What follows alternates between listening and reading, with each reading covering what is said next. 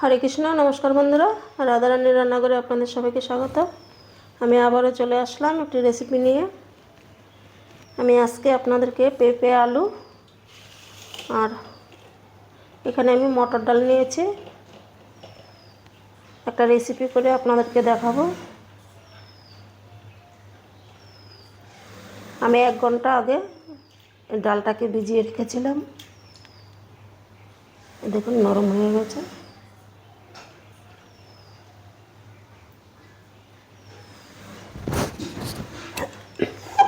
ডালটাকে ভালো করে ধুয়ে নিয়েছি,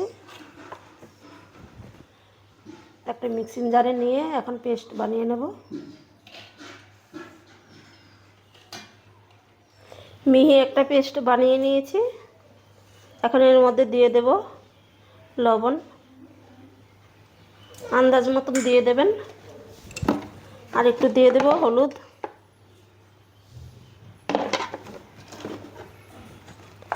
এখন আমি ভালো করে ডালের সঙ্গে মিশিয়ে নিচ্ছি।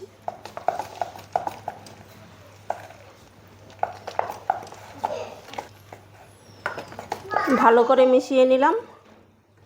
আর এদিকে আমি আলু আর পেঁপেটাও কেটে নিয়েছি। এখন রান্নাটা শুরু করে দেব। গ্যাসে একটা কড়াই বসিয়ে তেলটা গরম করে নিয়েছি। এখন আমি বড়াগুলো ভেজে নেব।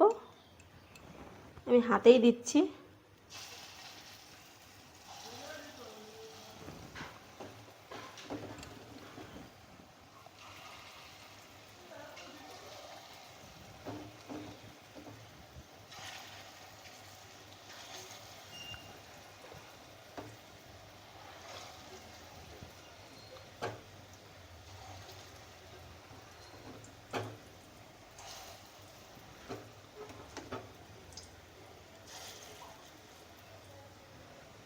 কিছুটা আমি ডালের বেটার দিয়ে দিলাম। 1 পিঠ হয়ে গেলে উল্টে দেব। এখন আমি উল্টে দিচ্ছি।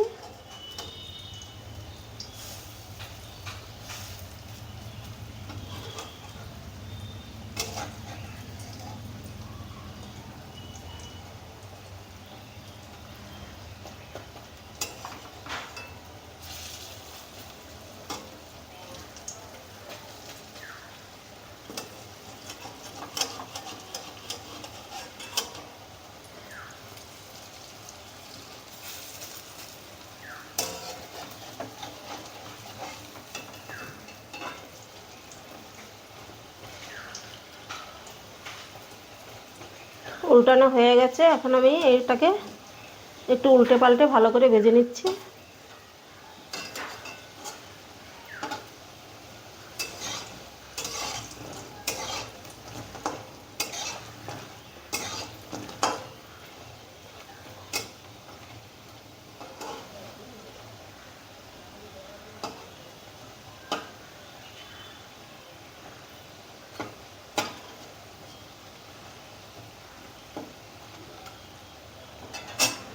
উল্টে পাল্টে বড়াগুলো ভাজা হয়ে গেছে। এখন আমি তুলে নেব। বাকিটা একইভাবে ভেজে নিচ্ছি।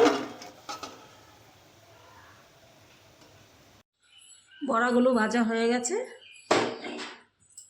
যেটুকু তেল আছে এই তেলের মধ্যে আমি পেঁপে আর আলুটাকে একটু ভাজা ভাজা করে নেব।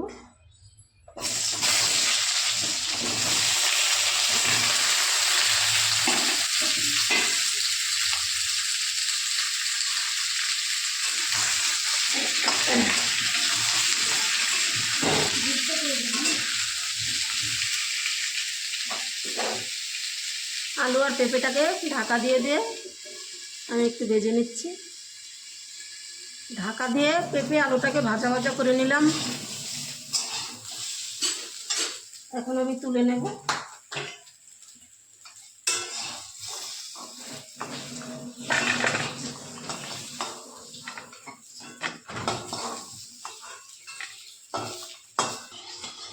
কড়াইতে আর একটু তেল দিয়ে নিলাম।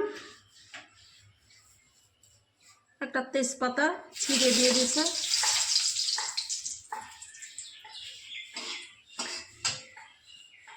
দিয়ে দেবো সাদা জিরে,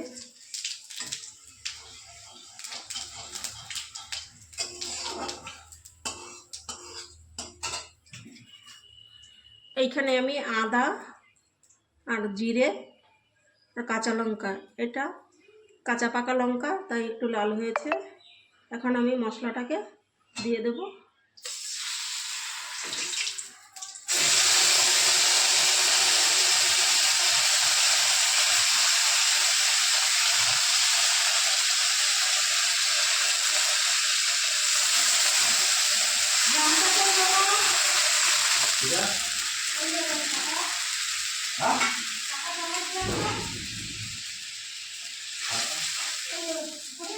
মশলাটাকে দিয়ে দিলাম। এখন দিয়ে দেব হলুদ,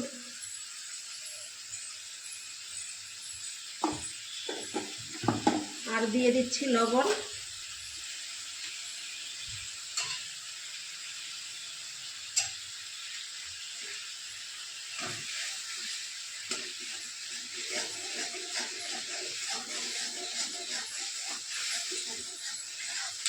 মশলাটাকে কিছুক্ষণ কষিয়ে নিচ্ছি।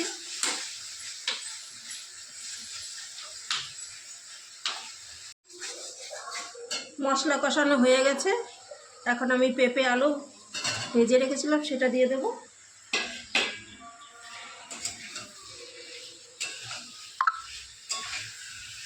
দুই তিন মিনিট একটুখানি নাড়াচাড়া করে নেব। মশলা তো কষানো হয়ে গেছে, একটু নাড়াচাড়া করে নিলেই হয়ে যাবে।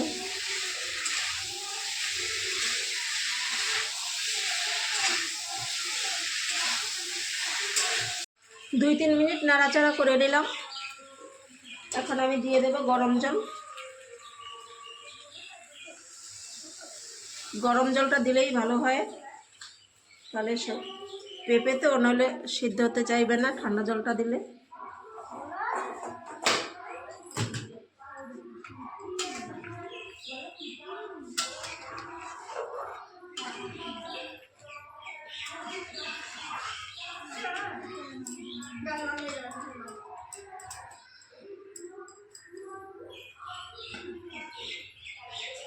এখন আমি ঢাকা দিয়ে কিছুক্ষণ রান্না করে নেব।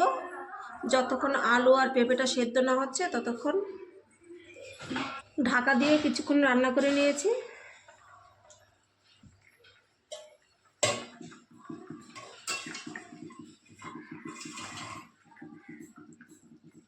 এই দেখুন পেঁপেটা সেদ্ধ হয়ে গেছে, আর আলু তো সেদ্ধ হবেই। আলুও সেদ্ধ হয়ে গেছে। এখন আমি বড়াগুলো দিয়ে দেব।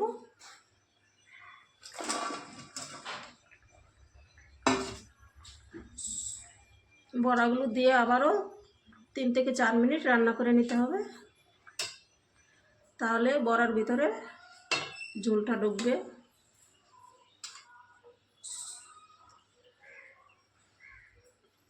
আমি আবারও 3-4 মিনিট রান্না করে নিচ্ছি। আমি আবারও কিন্তু 3-4 মিনিটের মতন রান্না করে নিয়েছি। এখন একটু গরম মশলা দিয়ে দেব।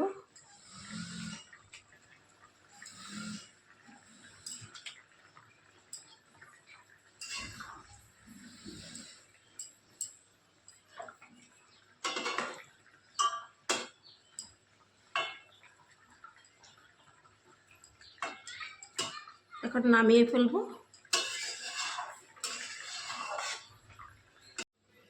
এই দেখুন তরকারিটা আমি নামিয়ে নিয়েছি। আমি কিন্তু একদমই কম মশলা দিয়ে এই তরকারিটা বানিয়েছি। আপনারাও একবার এইভাবে পেঁপে আলু দিয়ে আর ডালের বড়া তরকারিটা বানিয়ে খেয়ে দেখবেন, খুবই সুন্দর হয় খেতে। আর আজকে আমার এই রেসিপিটা আপনাদের কেমন লাগলো কমেন্টে জানাবেন। যদি ভালো লাগে তাহলে লাইক কমেন্ট শেয়ার করে আমার পাশে থাকবেন। দেখা হবে অন্য কোনো রেসিপিতে।